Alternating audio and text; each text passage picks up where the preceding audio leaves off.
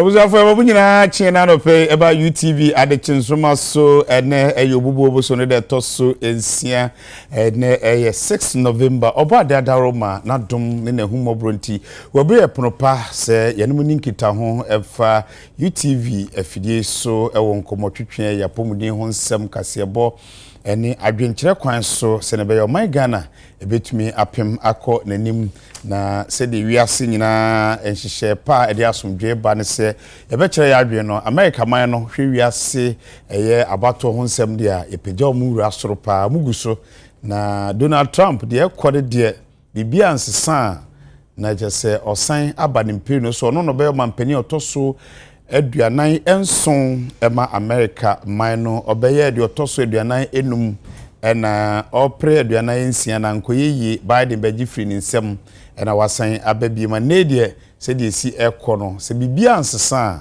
Donald Trump ebesan ababeye omampani ama America man na eno ho nsem yebekwa ahoma so yenuanom a ewo ho eno matwetwe nkomo na yahwede ekoso ewo America memu edu baabi na mame Kamala na wosenko ni school fo bi ni ade kasa nenso nioma nkoye enti kasa ro kyerese akirei ena sa enkomotwetwe na beba so na yese Democrat no ade man hyeda nkoye emfa mom papa baabi omususu se kebekoye no ankoye amfa ma omo swing state no baabi ya na omde omta dandan omunsa no nsadane na ahyase ebem a Georgia no ne ade no akọ ediama Donald Trump eno enkoye emfa ma Democrat America man no omabakwasem mu no omunyi omampani a oyo obada dem se eno ya toaso se Clinton yere by ankoye na Kamala nso aba eno nso de ekokọ na nhweni ya na adane edi akodi eye Donald Trump nsem the latest year kono chese electoral colleges 270 no ene Trump ekitemu 247 na Kamala ekitemu 214 na chese Trump aben ho se nsabeka se akonwa no watumi afa edi so na o monitor camps ne ade na enije omomukọ kohwe results ema Republicans ne de omoda ho ho na so Democrats no hwe a coalition center no do na firi hokọ gugo de enya ade obia ene no ya adamfo enije de yawo my Ghana mu so am Ghana Freedom Party ene eno so nhyehyɛ mu no eno a akwakoye nsemienu party organizer troba se nya do mbekọ biem na secretary sutroba se hwe yebekọ apia ku bi piano ama no akọ kasebo motie ho ensem tie no so yebehwe na ebrasem yedidi eno ho enso enkomo ebio nyame yadoma emrahye bedwa no chiamehene speaker afrese ekina eno momra na mo entrance enye adwuma nanso ne okyerese oni nsenchofo be hiem na wakasa asemben eno ode ba beto omanmanem ebisi Afredi parents of Mumra, the be amo friends and by Juma, and Jove Winsham Biama, assemble a speaker Babeka, and so be in trim in tea, and also ever heard near Chun Comar say, of a cancer and Pufrubi, and now or the Adbrone Bababa, and now cried a no big cassette. Speaker will be Ghana in Sulia, said the Empress of Becano, or Becama Adbraba, Nina, a Susiaman for Chenemum, a Breno Swan, will be Ninem Yeja.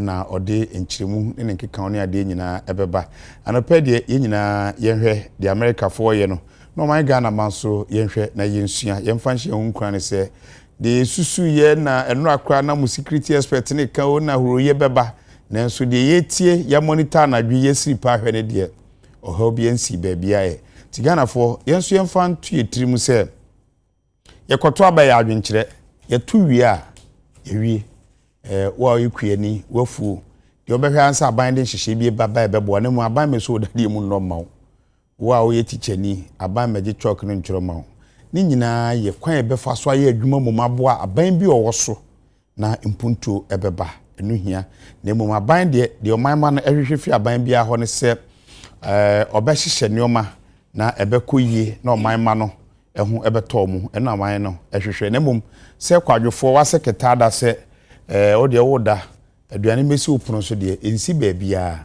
nti yire ho ye adwuma fa bo oman no na oman no enko nanim so ye kuani so ye kirikireni o ye driver ni o ye adwuma wo office ye nyina ye nye de ebeboa se ne be ya ebetumi akoye nra farmers day yi ntwamani efa baabia o ye exhibition no ko hwehwe ye se de be ya nneoma said the normal see a corner na patronage no wo fom kakra na so ye be ne den kramantem na kwadwuma no wo fom ni nyina ye se ye page kwadwuma kontie nyina abato na eba no ye nhwe na asomdwe kwan so ye tuwi a ye nkoto adwuma so ye adwuma din mum emwa na oman no enko ye sinse na ma mpene so mekwa kofa we da bi bebu no bi suma se kofa ballot box no emwa wo pa na asomdwe kwan so we ye bambonia ko ye na asomdwe kwan so ye adwuma electoral commissioner gina mfimfin na eno nko se the America for ye na no na mgiri si de chichiro my Ghana ebetumi akoyi nka na aka ne de emwa sanse mentime wase huye no emfa asomdwe bia ma entina aman dodo na akọ manim no eya adwenkyere kebima me kebikire wadwen na me so menkyere madwen eye den a party beba party beko obi betinam nyina ya asomdwe ni adwen pa emema aban bia etumi akọ nanim se de mekan no ebreso a yebekọ America memu ene anem sifo bi akọ kasa jansen chofo yenuano bi ewo ho a eno mo ebekasa sanso ne ebehwe Ghana Freedom Party hu ensem speaker de yebehwe na de bonkrata nso aba monten so de bedwa so pa enti esikafo de hye ewo ha na de mebotom be de sense esikafo de hye na ne ye adwuma de a na de nipa no mo special esikafo de hye eno hema o ene zene ne medem enti anope mmachim makwa aba ya eja okupa bi won efew medas why de bongo I come. mi mboro word why kiko I sepe why efe papa bongo word no ai bongo word say jam free sports never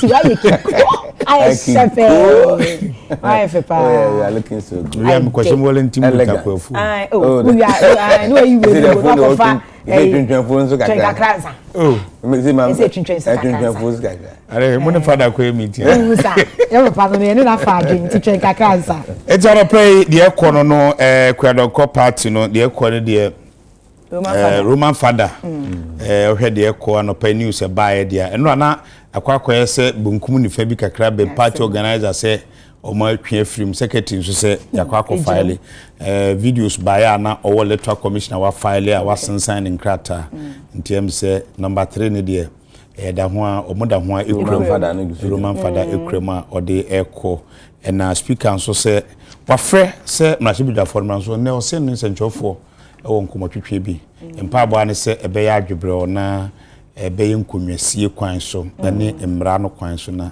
o my Ghana etumi akoranim ti de bonkrata ba montin so anopai ye hwe ba me hu esikafo na omde hye ne eno ne ka mu kakra o se esikafo na omde hye ne eno de o wa no me owo owa no obronso ntubon me kobodi ni bia Ghana esikafo wa hapa o nso wa your selection no so ye na minni ho bi wada ma na me kasa esikafo musika no ekasa te Ghana oni bia esikafo nyina na minnim we bia de oni mo nyina de do na de minni esikafo de share ti wa o chiremu yo Matias then the word now use a message na de koy no say ma odi hu hia and the yampa and panu bi ne ka kire me ache osima odi hu hia na odi etoso miensa no ene odi yes din etoso miensa na osuban da ye de wo ho edin ye wo de to wo ho emu de etoso miensa na osuban de obeye wasasi so de oguso a wo ye ho fans and the mouth eno so na hu hia pa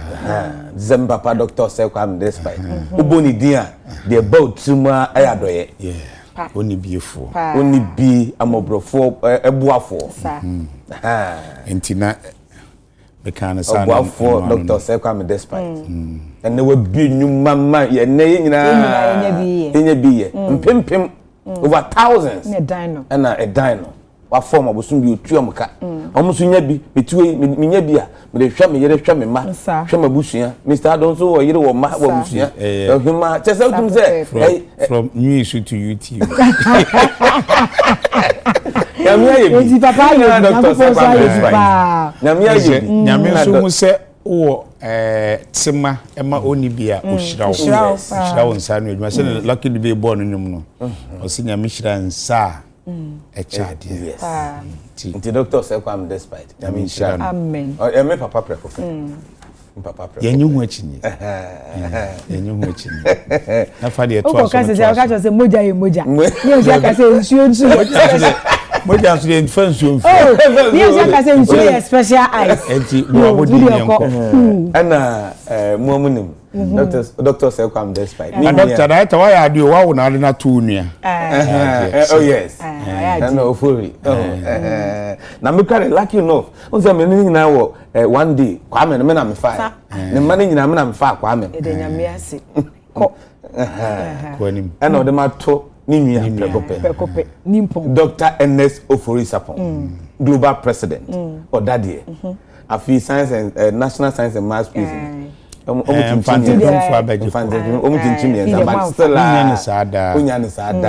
you.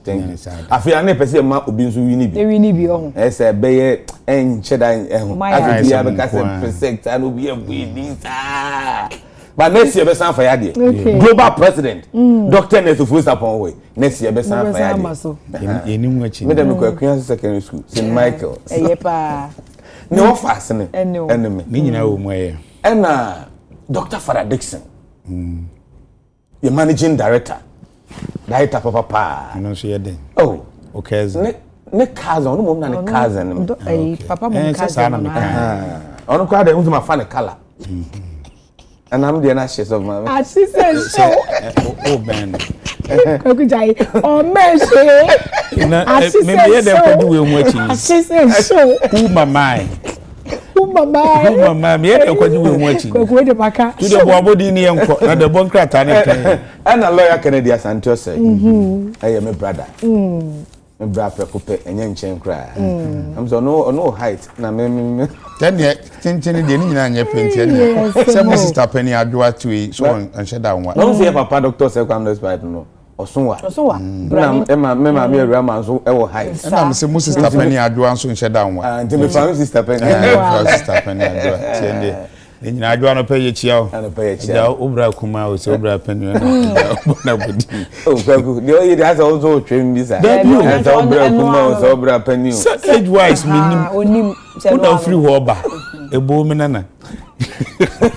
And my special uncle. Dr. Nick Danso Abia Eje. Omuna ha scaffold this year. Omuna make come asem. Tigana scaffold no bo. The scaffold be scaffold ni bi so baby. Now per se. What make come usu an ho. What doctor kan ho. And so be ko. Yes. Ese Eco Furniture. Mr. Tibonsu. Joy Tibonsu. Madam. Yes. Eco Furniture. Eco Alibe. Ono so sa mi guso ne kasa. Obe doctor. Monday say papa interview no. Mr. Boahin Edu. Koko konoze. Na wo koko fu o. Sa wo koko fu. Mezi mi enu busu ani o se wo free global. Abebe na makejira. Ka so papa kwa me. No fi wa se kopon. Okay. O get them bisa o. Information asa no akwa nke bebo. Se kopon afanse enti. Nka intro bisa so fi global so. Ese Magdan no nyina ne. Magdan no nyina busu anfo. Papa ba ko Muhammad no ne fense. Ibrahim Muhammad. O nyina ya busu anfo. Ayo. Na me so nyina. Yenko Havia. Yenko de bonkrata. Abusion for yedamo ase ye shase daily graphic de obokrata eno na ekita me amede e shase bigina de obokrata na enim he ya wotwa se Sam Jonah ni fonyi eno de ato ha na opanyin oyi businessman kese a waji din e wo omei emo na se Sam Jonah na e ka sei wo se ono kwa na dwimu dia Ghana ye nwumesua enhyehye ye education system no e wo se ensesa stronko ebem ensesa kese kra na enyiniti ewo ye nwumesua enhyehye no emo na owura Sam Jonah echese eni kwan se tokoso ayete se de akoi ni adesuafo na kwa akotena se na omesua de echi empo ye nyina ye bi echiwa na akotena se ya po answers no ya church go baba na onya grade A onya grade B onya grade C na chese hete Sam ne ye de koye nim o se eno no e wo se ye dane ye ho efi ho kakra na yetumi efa ekwanten ne foforo a ene se ye nwumesua enhyehye no ebetumi atete akanifo leaders enye leaders keke leaders o madwene no etumi eboni bibi omutumi ekeka adwene no bom na bibi a obesesai aba no eye bibi a esombo na eboa ma oman ne eko enkan na chese yenyihia leaders ne enye innovators what I say na fe nso mu wi a wo mutumi mie bienwuma emma wo mu nyuma no entrete na entintim na wo mo fa nkrofo aha na chese nwumesua no so abamfa so manam sa kwan ne so ama Ghana yensi kasem edane na nkoba ne sa na chese ade ache ade asanya me adom ye mma ye de omako school chiwempo omako tenase omatro nsore na omatwa omukria omukitekita grade akese enso grade wo de ne kokosi adwuma bia no a ontwatew ontumi nye ho hwede a na chese ya nkokora se oman a enka eye enti oso hu ne se ye pem ko yanim no se ensesa sonko eba ewo wiase adwaman eso enimde na ekasa sika eye adwuma enimde a ekasa na ebiebie nwuma na bobo ekwan to babie kwan ni ede ensesa basika semo no aha enu bi na ekasa wiase afa na nyina enti wo se Ghana yanimde fo no epie no mo ba ye se ampa wo ma gentiti wo suku ma wie no mo tete no ekasa ewo nwuma mu ekasa wo sika fam ede ensesa eba ama oman ekoso na chese eno ho asem na okay enti o se ekoba nsa ebetumi aboa se enya sa akanifo a wo mo nkoye chiwe mpo wa adesua dem keke na nye grade A grade B grade C ne krekro mo keke na ebeboa esanse oba oye obi a wo de problem ana ohaw ne ba otumi so ano e de ensesa sonko eba oye obi a nani eden na bemu mu ententem ogina ne nan so o se senia meto akoso aye kopem se de mepen mensa ebeka resilience eye adwuma wo ma na chese ebeboa papa am yetumi akonkan se omai esanse wabin e wadwadie ene enwuma kase mu nti e no de afutu eti se eba o se sempanyifo tumi edi ye adwuma enka ebeboa yin papa am yebu nse ye nwumasua no ekono ensesa eba ye nya nimdefo akrachefo enrabafo atese niam omde ba no e ya kase sonko a e de ensesa ebeba omai sikasem emo wei eye Sam Jonah wabin atese business mu de ofa ne kwa ono ene de afutu semi aba graphic e de ato ani mu mato so ma e okatafa etoso niensa so mama oka businessman Sam Jonah and wants to mean far another businessman and wants some entourage on the net Ghanaian publisher so what her front page my special uncle Dr. Nick Danswabiam and a day what are the phone say papa any minsena no credit no credit no can Dr. Nick minsena nipa din say nipa din tutu ofa na onzo kita award papa abasubodi kese bi akoso e wo man Ghana mu na we ni de toso enso a sa abasubodi adwumadi akoso na eno edi eda so entrepreneur of the year no and I come and offer na tie the 7th edition of Ghana Business Awards. The 7th edition of Ghana Business Award. Na chese wo mo a business ahodo e wo man mu no afi bia no sa kwehwe na wabo abaso na when dey toso nso a abasbode no akoso na afi die no a course over the weekend no entrepreneur of the year there's a businessman na juma so nipa afimu nyina no accord the executive chairman Ghana Link Network Services Dr. Nick Danswabiam Kofi J ono na enya entrepreneur of the year na omu che say when ni etoso miensa atoa so awo pani agisa abas bode ekese no businessmen e wo Ghana nyina won che say obi amade mbosani nanso the year under review 2024 year Dr. Nick Danswabiam executive chairman Ghana Link Network Services wono nete so na benfo che say ohwe pani ni businesses ahodo a wo ebi ICAMS no eye Ghana Integrated Customs Management System emi bi atwam animwe se ukọ Ghana port a ube kwa akosa license ukọ oniema bebedu port akoyi no ube akosa license na nsa na otwe na onsa nka oniema nanso owura Nick Danswabiam edi mfidie bi aba asa okodu port a nyafe na akosa license bibia oya ne digital abafo kwan so entu okodu port a na oniema no akwakoyi a ode eko awo brebia enim na sanhye odi baaye sanfidie abafu mfidie a odi baaye abafu kwan efa so di djuma no yesi aboa ama ban yesi okoport a abanyanya eto dodo na afri port no be the sa idea yi aba Ghana na eboa Ghana ama omani nyina anya sika na yi businessman of the year ho na be kwama no akwama Dr. Nick Danso Abiam chese nya icams nko o Ghana Link Network Services ho Royal Nick Hotel yes see anu ye premium hotels ahodo a ewo Ghana ha sei afei osanso de Nick TC scan aba no kware so call Gambia for port eno mu yusu special into the business in Ghana hanko a ebi wo Gambia and other countries osanso ewo Nick Petroleum and your filling stations ahodo a eno so ewo hono chese pani the way what be nyuma na Ghana mabunu do na ofo madwumam amomu enya biye said what bua eton Ghana ewo ewiase afana nyina kwan sonko faso edini juma abefun fidie ene ade opani what the Ghana ako global enunti and the entrepreneur of the year for the 7th edition of Ghana Business Award no ako ediama Dr. Nick Danso Abiam Kofiaji wafatwa so emprensa ya bona baso no paper of apaye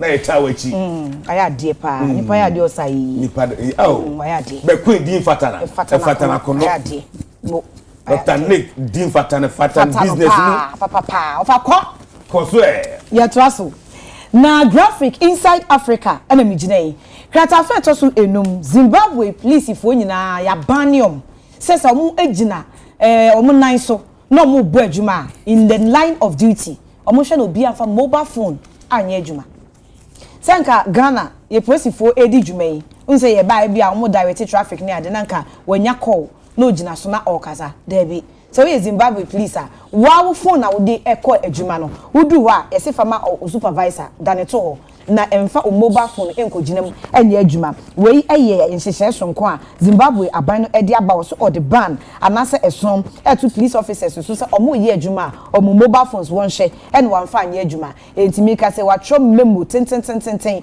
aches wo de bo enkaye ama policefoɔ ni enyina wudu ho a supervisor no wada no mobile phone ede ama no enti say won sabe kan phone say bia wo didi nkita ho na bibia this a break time and now we call lunch any who police officer no obetuma be fa phone na wasem bia opese wo ka ana wonkomo bia opese wo di wo check when your messages be miss calls bia ba ne ade na obeye return call fine obetumi aye na anya sa ebra wo gina wona so eye adwuma ne de police ni aban no e de ban ana eso atom so omo personal mobile phones no omo ntumi emfa ye adwuma wasi di kodie nti a aban ne de ban e bae no memo no anchim nenso omo hwa a bese ne fuo mi no entem ni aposifo bi ho abasem e wo Zimbabwe mana hinko Harare ni nyina ene se omanfo bi ekotwa wo video yesi yenya omo video ni nam social media wo mani na omo so omo no mu gina ba bia opu omo to a wo mo ege bribe ana adamudie ede free Ghana ha nke be ka se trotro driver fo bi enchen enti eno nam so ama chense sa video si call viral sa no ne nam ba bia ede anim guase pa ama Zimbabwe aposifo no ama wonkasa ma afo chese egu omanim asenti bia ebetima abase e kan obi ede de ban abase obi a oye police officer emfa mobile phone enye adwuma ebra wo duty yakwa umaso na yensan emra lenua Isaac Owusu akwakodu US Embassy ewo Ghana ha na omo abato no monitor ewo ho no Ghana for mpanifo no bebre so ewo hobi a mo hwede ekoso entie ne kyerese de ekoi akakuma bi na Donald Trump ababe yo mampene otoso aduanan enson ede ama America man no na owura kutetu ablakwa ewo hobi mpanifo bebre ewo hobi a Isaac ene atwenkoma ye ne bi nso bekasa ne yahwe se de nra na ye ka no se nra na nansa ne ade ne bi ka so mo press asomdwe beba ezeda me sha se kasa me kan ye no ye nti boni bi mfiri hoye na je se asomdwe aba ne sa tie no so ye behwe ne atwe ne nyina ho nkoma Isaac. Hello Isaac. Hello Anim Mosemenka. Isaac Metonka. Okay. You see what America Embassy say na hotie Okay, so Anim to say them your US ambassador and resident Accra Hasi na Her Excellency Virginia Palmer ente shulumu se on in central for be kasanya central for kwa said the two jano Ghana penifo bebre wa se me ba me hu chief of staff me hu Dr. Omaneboama me hu honorable Samuel Kujeto Ablakwa me hu penifo bebre wa se na ni na ne say the na nim dada no now they are two jano they are US or moto aba and so far the name say me ha many card they me put to see no according to reports I have no Trump early day with 266 electoral votes and Harrison so early win with 180. Then you say America about no electoral college and electoral college no here 270 to win. They would win 270 there not to say automatically you are the next president of the United States of America. It is said they no cafen there both are banu from the electoral college there. It is said they make me cafe Trump akakuma bi na say we winning US election no. But so far they make me other news agencies which is Fox or US they declare say Trump win pay or more results or many and they're expecting Trump to address the supporters. But any Mima Mikasan one me or Honorable Samuel Okujeto Ablakwa, minority spokesperson for foreign affairs, on one MP. For Mashibijamwa, North Tong on a Mashibijani or also Abitu Moase, or Majai Kasamuna Mano, not in Komokaka on a better so far the Misma Kasabi a piece where I see. The any US elections conducted, don't say the Biamia short a module for Ghana to learn. In the only Kasa and some people hold your buy what who and come on ambassador and actually any Yoma air costume. Obetumi e dia to ni teni we dey meja mu ama honorable Samuel Okujeto Ablakwana no made in komo kakra. Honorable ye mo channel pay by UTV so. Yo, good morning. You be aboko dem. Nyamiadom na moe. Yen so adom wa hu ye mobo. De rika bisa ne se wadi de ekoso America yachi se de menu Isaac kan ye no onso de wahu ni ade no oni en che kakra. Yo, me da rika ma me nchia Ghana for na obia otie UTV. I'm saying ye monitor election no keenly. An upper way na Asia or residents of the United States ambassador to Ghana, Her Excellency Virginia Palmer, or to Nsroma. So opese breakfast meeting na ensure outcome of the elections. Na yenim say Ghana US you have long-standing relations. We share your relations. It goes back centuries. You have very strong ties. America hono right from the period of slavery. And the African Americans do wana omo hono omo tracy omo roots back to Ghana. And the omaya yene omo war ties, and yet just in terms of trade, and yet just in terms of tourism, and yet just in terms of investments, and now FDI. Now so we share people-to-people relations, we share historical, natural connections. Very strong. Now election was followed more keenly because anytime you were a black candidate, it raises interest in Africa. Na Democrats flag bearer Kamala Harris of Ghana and Chile. Na the fact that selected Ghana as one of the countries to the few African countries to visit should tell you about those ties.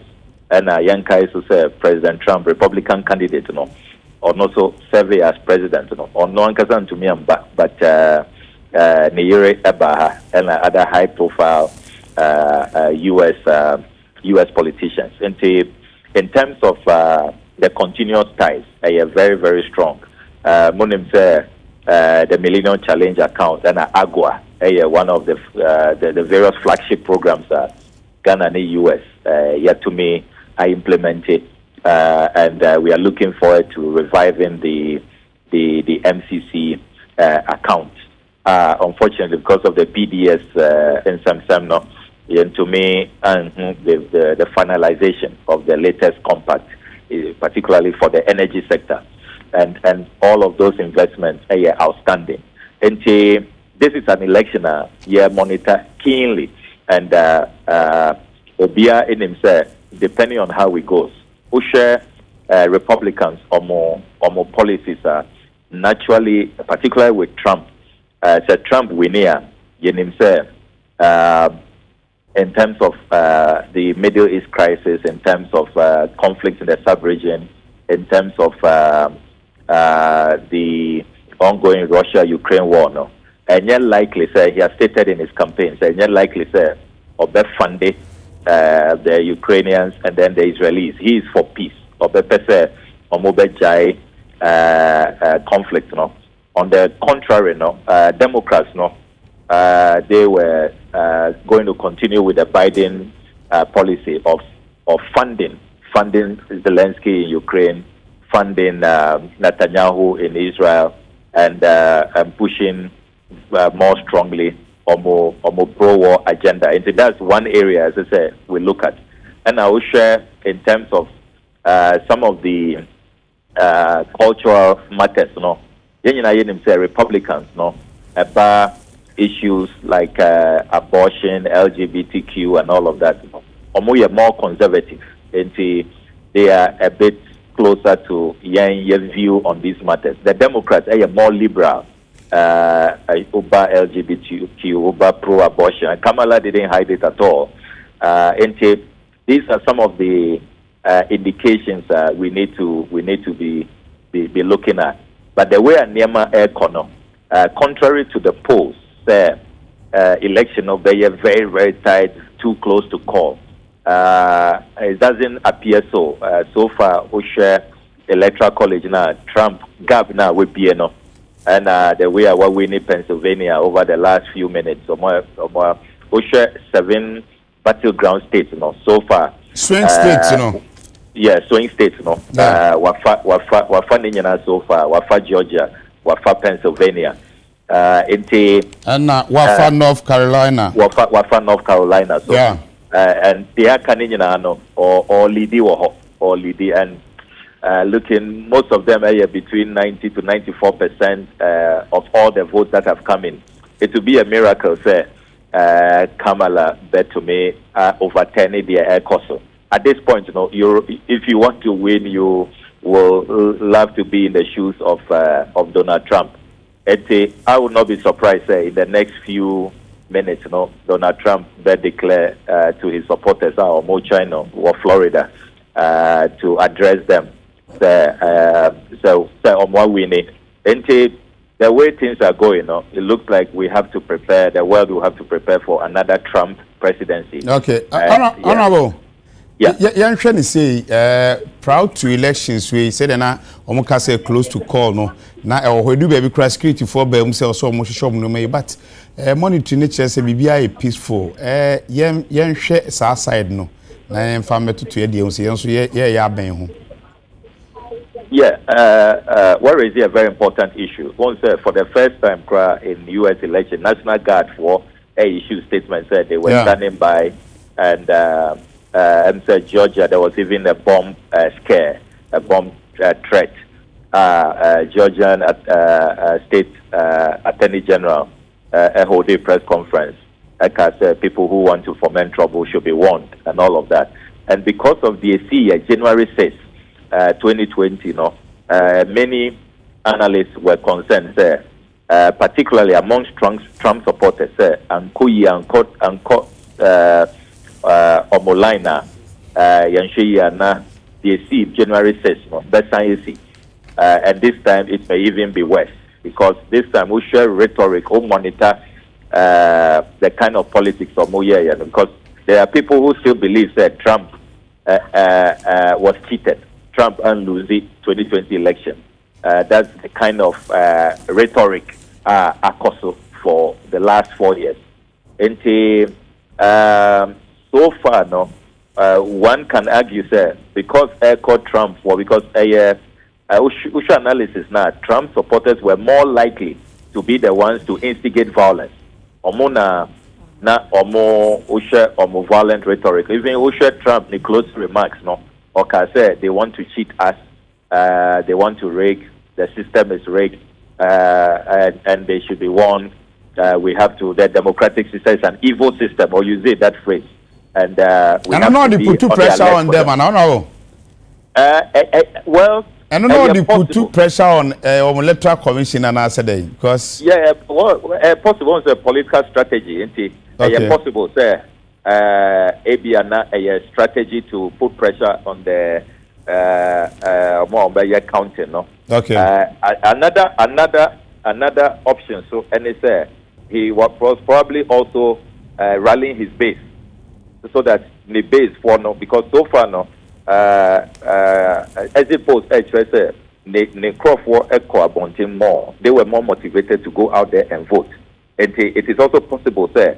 The strategy was to then rile up his base and to get them to be more alert. Say, hey, yes, young qua, we are you, chiti you, deny Trump's victory. And that could also be the other consideration. But to be honest, no, we haven't seen this kind of political posturing from U.S. politicians. Trump is different, very, very different. On your traditional politician, Anka Ubifu for Kasa or engage in that kind of rhetoric, Anka Ebeko Atiano. But Trump, no, he's a phenomenon. That has to be studied. Yeah. It's the Oka. He gets away with it. Can you imagine, say, Kamala and now Obama and any other U.S. politician or Kasa, Anka Asemesi, Anka, that will even be the end of the campaign. You know, it has to be said, Trump a different breed of politician. Now, so far, no, the kind of politics has worked in his favor. Actually, majority of Americans are fed up with the traditional politics. The if you like, the traditional politicians, omope outsiders, omope obia. They see him as more honest. Obia, the Mobeka in secret around the dining hall table, no. And one on the Obaba, or straight with in the West. Exactly, straightforward. Okay. Honorable, you say almost Trump a year we need do baby no Ghana starting 92 na parties no equate mo with na me wa hanti we how we need me but say I say a video of Trump ne come back and Ghana baby as you push your ho akọ especially u party awom say former president epeso baby na obi about America asan ba befa akonwa no muso mu say ana Ghana ha me emfe no nka ho one say you better no cry. Because U.S. election is so close to Ghana election, no. Every 4-year cycle, no. The ABC or America, no. You see political analysts, political pundits, or draw all kinds of inferences. I won't be surprised after this declaration. Said Trump we near NDC for because this is good for NDC because America for a former president. Former president Saba, that is, and then the other point, they say Trump based his campaign on the economy, that this is about the economy, and not about abortion and other issues. And so we have made that point here. NDC, Aka said, look, it's about the economy, and about digitalization and all those other. It's the economy. Economy now say people have lost their life savings. People have been forced to take financial haircuts. The human unemployment is at an all-time high, 14.7%. Over $12 billion of people's life savings, investments have been taken away from them under debt exchange program. It's about the economy. You can draw those parallels, similarities, Until you can expect, in the coming days, there will be all of these kinds of parallels. But media, at the end of the day, every politics is local. You have to focus on your campaign, what is happening on the ground. And with strategy. You can't rely on other people. Those are just those things are secondary. Okay, people will draw. I mean, you're sure say Obi Wagana because Obi for America winning. You understand? Okay. In reality, they are all feeling what Ghana. They are all facing no okay. You know, political propaganda and you can grant them that. But you know, in terms of your strategy as a party, you know, it's really about the cost of Ghana, what Ghanaians are feeling, and issues are a year unique to the Ghanaian situation. Okay. Honorable, you do see a breading tea, Bressimu, you ever sign over to Isaac, who are Isaac, hello, Isaac. Yeah, name. Aha. We did say, many honorable Akasebia, you been other side, me did say, was the chief of staff for other parliamentarians or on the side of MPP. Ben you been so no? Yeah, and so far the chief of staff that me who know I say who any other parliamentarian now I say initially not person chief of staff kasa but she was engaged in a conversation with the ambassador and saying okay me excuse me kakra brema need made in command but at the moment Trump any meet me akase Trump is speaking to his supporters on the campaign headquarters, stating, say, obviously, we're winning.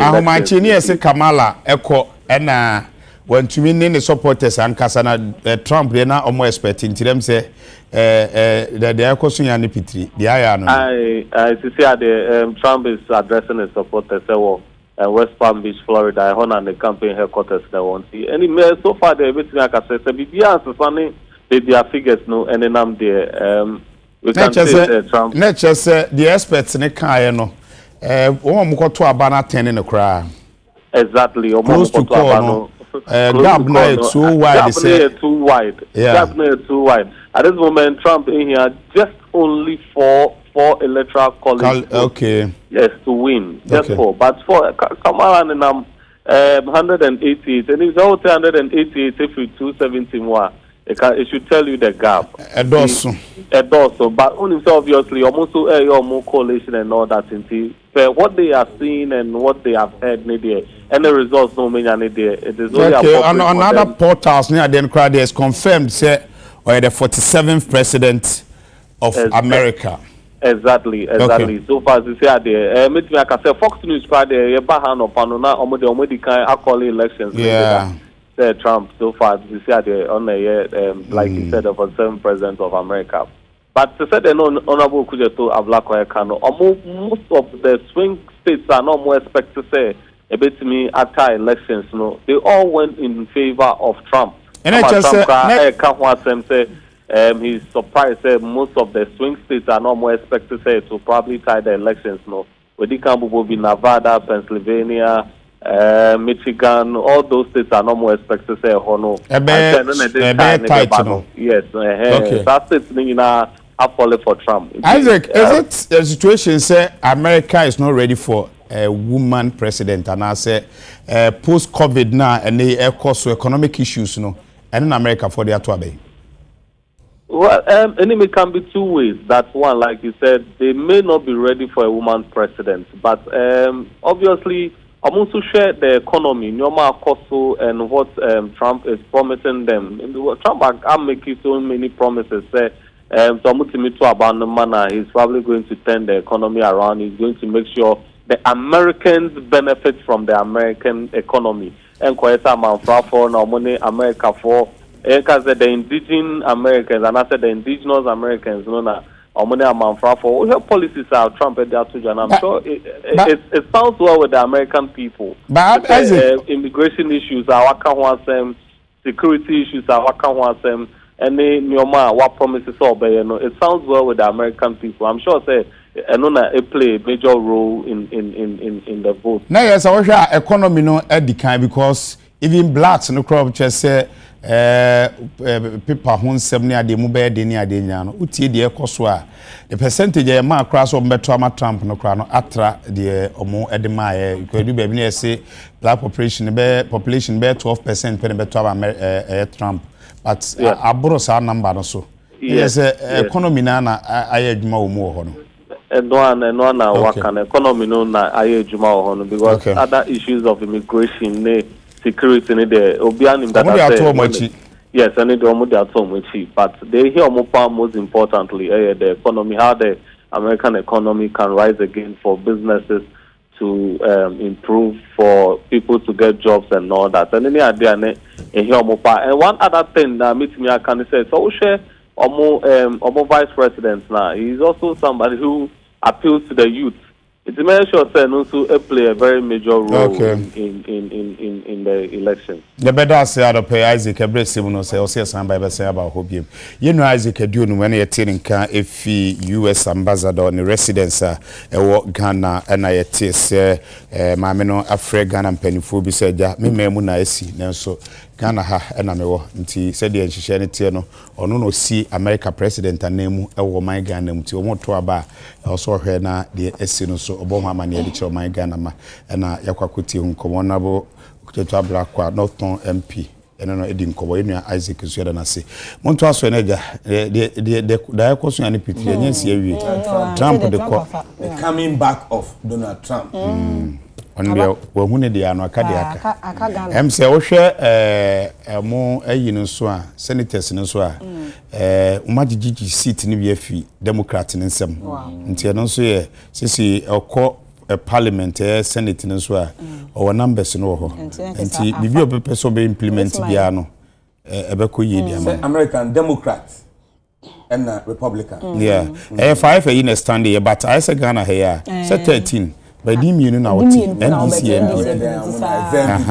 ndi sa na ho so etie and now here won say the otie aban we Jackson when he gina vice president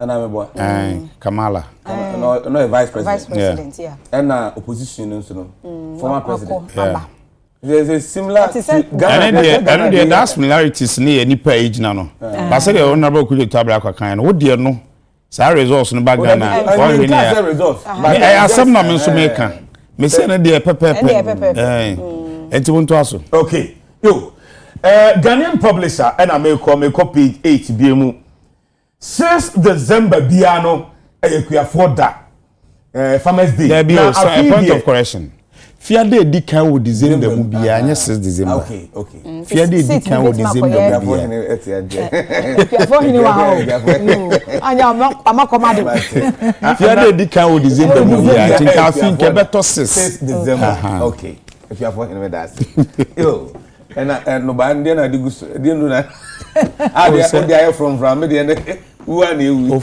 and your offer and Fiade di kan bia wo December mu no ekuafo eda afi de no nke beto 6 December nenam se Ghana 7 December ye koto abenti no afi ekuafo da Farmers Day no empenifo dia ba efiada ebei eye 8 November ena ekuafo eda na Ghana fo nyina nim se ekuafo da bia no ayafofida holiday tinke fiada ebe no ayafofida holiday nanso Interior Minister Ononyamfo Henry Cote ade krata babonten se efiada ebe 8 November ekuafo day enye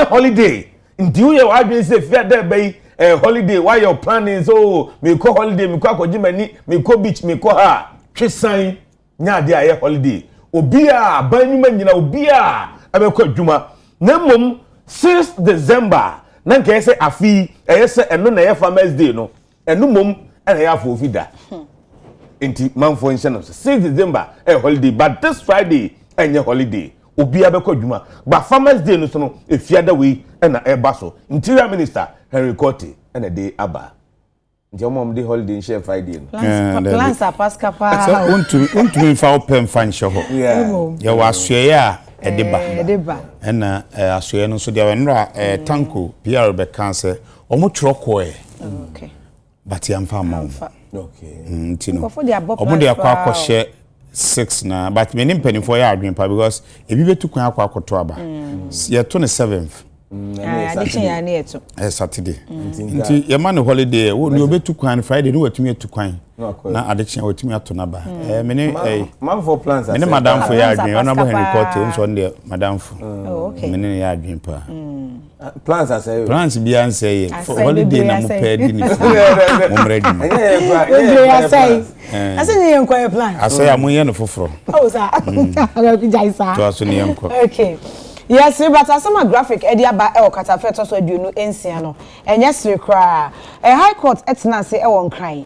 Owura bia wadi mfinhia aduanan enson. Ye de na kotum ne nkwa na enyina. Na kwa adu edi abo no ene se ne ri Germany ene ne baba woku wo mo e okokro biti e won kran ha. Abrante edi ene bugo na Alois na wo chirema Justice Mary Mami Eku Yanzu ene tena asem so achesi atemuafo enson badwa jury no so efa adwene na wo mkoba na mo nyina no akobenkrom se owura yi yema ne kodam ne nkwa na enyina esanse wodiewu na wudie na ano ehyepa na eno na wo bo ensem no nkro wo chem se owura yi ne di edi bogo na Alois no ofi Burkina Faso na ode hama ene hwe ne yira wo ye Germany a wodi mfinhye aduonu emiensa no ne tim emma chese omunu toya wan sorry owie no hu se ne babayo a wadi mfinhia edunan ejina ho ehwe no no so wo hwe me minya wo ne koka ho ode ono so de emma no a chese oku wo mu mienu amunu mu ha na owie no opese okatakata ne bone no eso enti de oye ya ne se omuwo asase ana ensase 10 plots bi a wo mato ekokro bi ti ho e no bo modin asase ne fa bi okotutu ho na ne yire ene ne baba ya wakum ya no osie wo mo e wo ho a na we na wo mo ne wo mo ebo fipam neighbors ni bi si na kakra ni maami a o ye Germany omo ntene nka one ne baba ye omo hu wo mo de na ekoso omo nkohwe nso a na chese enka pampan anu odin ko omo kwade omo susu se aboa bi a wawu na all pro efi Abrante bugo na Aloisi ne compound o pia na AP enti etete o manfo no kokro biti ho na omu yi aposifo asote se omu susu se bibi nkoyi enti aposifo emeye nhwehwemo aposifo bae ne ebechi opana bugo na Alois ene ye toto na no bisa na oyire no wei oba wei toto papa so se unya sem papa bia enka aposifo se ofi abon papa compound abon aboa ben na wo eda o se aboa bia nwi yomu hwe bia na chese nka no efi ba na omu bema wadi omanim na ode omu akoho omu kotutu ya se nye aboa a chese wowuo ene wo pro se de na neighbors no adwen eye wo mo no enipa mienu moa na owura yi ekom wo mo ya ede ne pe esie wo mo a chese wa pepa na no ene ote odidi a na wada nipa bonefo semse a wadi enti na bugo na Alois na sem kopiem e wa Accra High Court court temuafo mako enso ese da bi why ne bonefo sem entwa yi enti se sa na tie dia wonkodem ne nkwa na nyina ebisa na waje atum se an wo de hama ene ku ne yire no ene ne baba ya no we misunderstanding keto bi ense asem bi omo kante ase enya adwuma na ne bufu brosho na chese de ope waye enti arepo semi graphic ede aba kata fa to so aduonu ense so with the Trump yentie Donald Trump kakra yentie Trump kakra kwa me the new president. We have to protect our super geniuses. I want to thank some of the guys. You know, we have up here today the U.S. Open champion. He's a fantastic golfer, slightly longer than me. It's a little bit longer than me, just a little bit. Bryson DeChambeau is up here someplace. What happened to Bryson? Where is he? Bryson. Oh, he was shot. He's hitting balls. Oh, he's on the way. He's hitting balls. Bryson. Oh, look at him.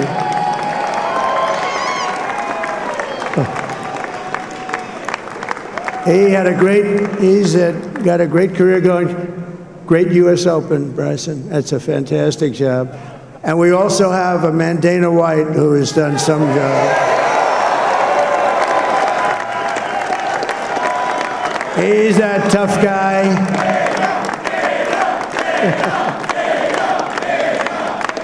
So Dana started UFC and came to me, do you mind if I use your... Nobody wanted to give him a rinse because they said it's a rough sport, a little rough. And I helped him out a little bit, and I went, and they said, this is the roughest sport I've ever seen, but I began to like it, and he loved it, and nobody's done a better job in sports. And you know, he's a very motivational kind of a guy, what he does. He gets these fighters, and they they really go at it. And it's become one of the most successful sports enterprises anywhere at any time. It's doing so well. I'd like to ask Dana just to say a couple of words because people love to hear from him. Dana,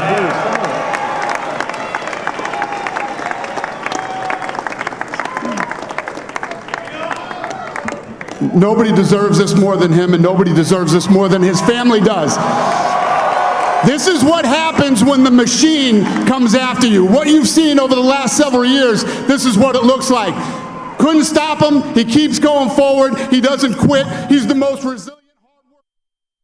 We America memu ena yakọ aban Donald Trump ababeye omampeni otoso aduanan enson ama America man no one oman no ekasa omo boa no ma enkunimdi ebaye omo animdifo bi ni titirofo bi a no mota na chi no eno bo mu din se no mu nyina ta na chi bo onim obete na one na kasa ne ade enkunimdi na ba success has many fathers. Defeat is an orphan. Sa na ekono. Kunimdie ne badia sa na tie. Na ekọ Democrat wo ma baby omo college election no probie ni ho. Ankoyi amfa mom sa nso na tie mienu nkunim ene nkugu abato mu die. Sa na ebekọ nti America na yakọ abana mfa baako bi nso so na yewede ni hihye wo ho.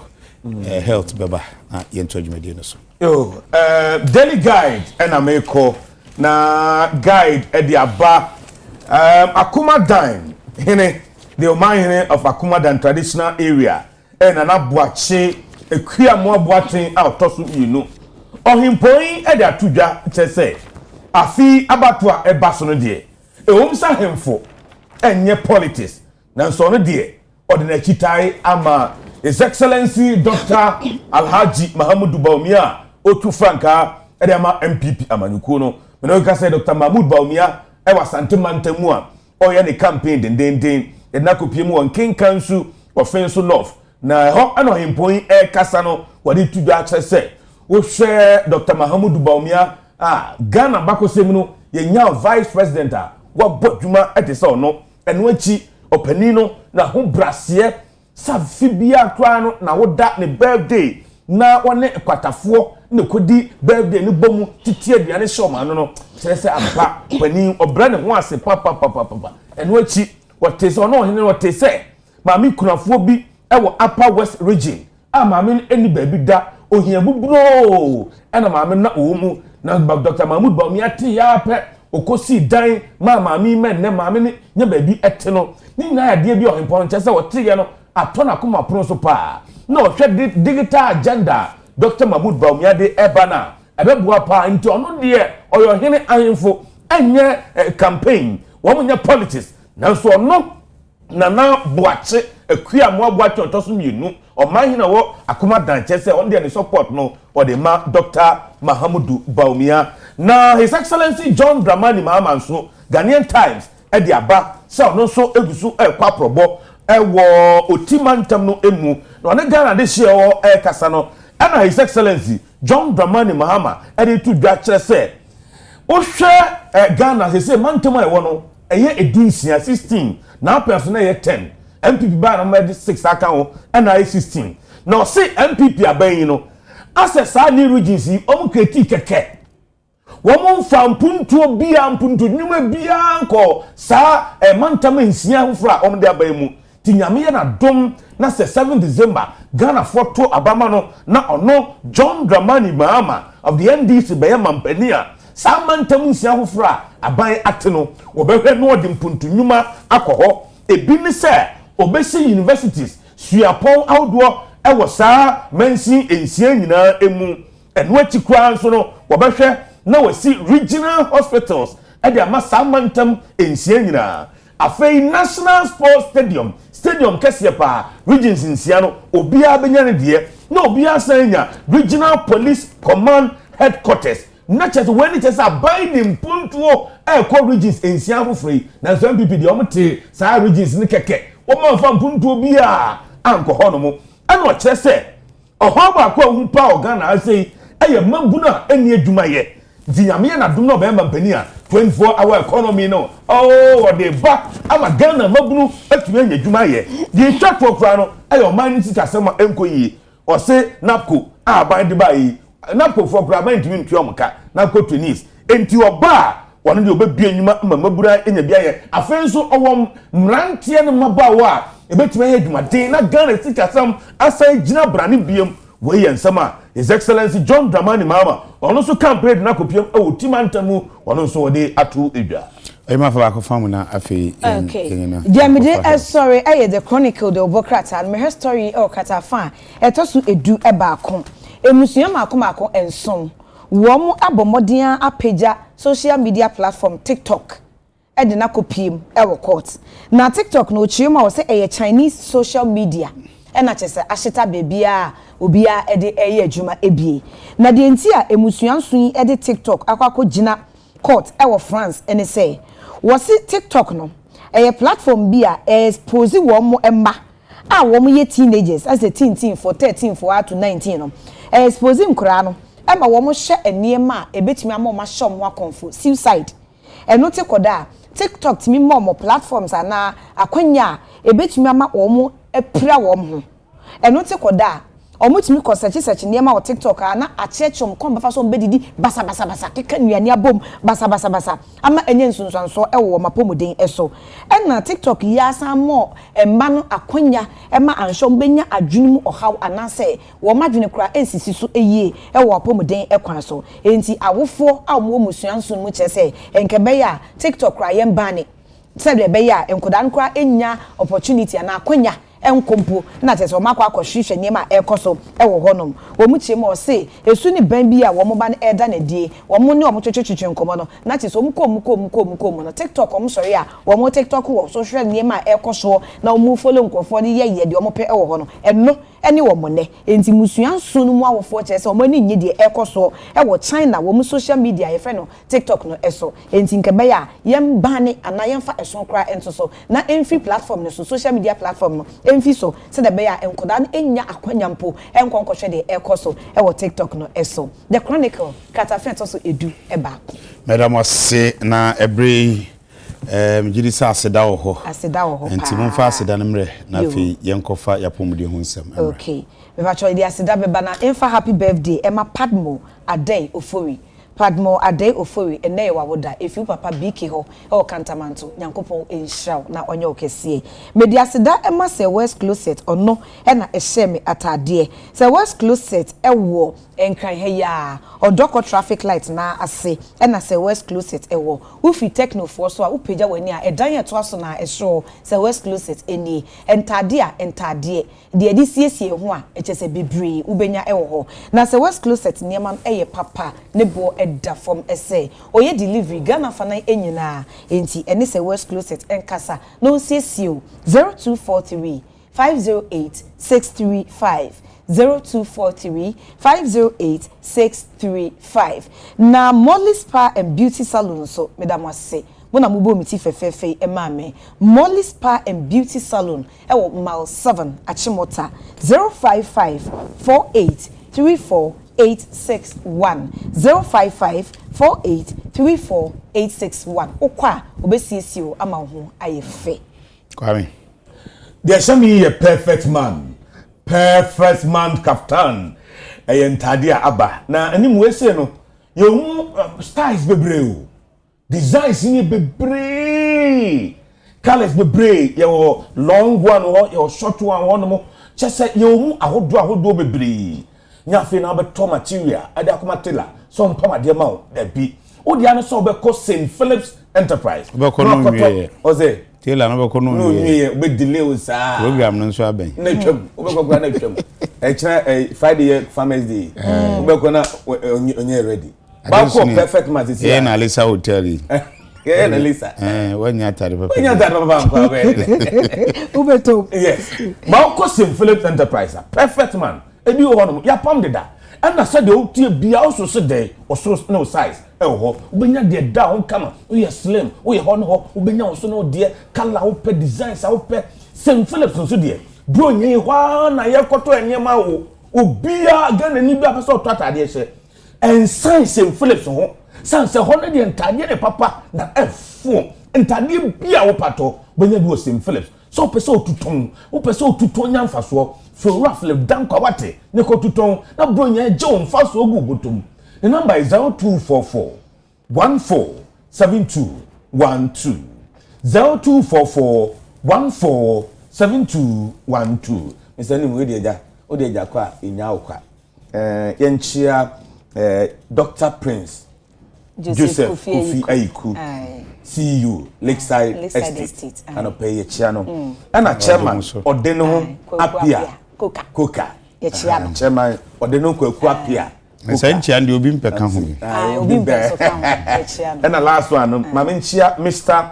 Echegad Mr. Echegad the managing director La Bianca Limited ewo tema Oni Clifford edwumafo awo La Bianca Ghana Limited tema nyina anopɛ okay yebeda ne ho aba na Amin Scientific Herbal and Alternative Medical Hospital asoya since yeba yemetwe nkomo ene chest pains de bia na obo na ya chest pain na ene yene Dr. Kevin Kwatin ene betwe nkomo ne ahwese adwuma bi akoyeye anobi onye hwekra na ne chest ene ya yebeba na wabekirechiri mu na se bi ha wadwen a onkwan a ode befa so ntie na ne homra yeba ba behwa pomuden ho ensem